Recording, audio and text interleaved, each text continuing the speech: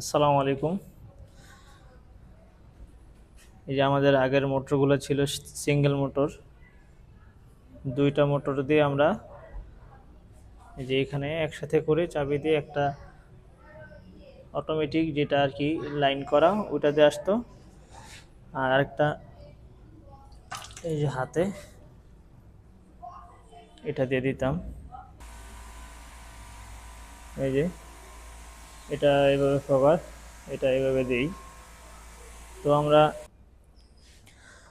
তো আমরা আমাদের এই একটা মোটর সমস্যা হচ্ছে, মানে চলতেছে না, আর একটা ঠিক আছে। তো এই কারণে আমরা আরেকটা মোটর নিয়ে আসছি। সেটা হলো এই যে এখন আমরা যে মোটরটা নিয়ে আসছি নতুন, এটা হচ্ছে ডাবল মোটর, এটা চার্জার এটা। তো এখন আমাদের ফগারের প্রেশার আর অনেক বেশি হবে, তো এগুলো ফিটিং করে আবার চালু করি ইনশাল্লাহ, আরেকটা ভিডিওতে দেখাবো। আসসালামু আলাইকুম।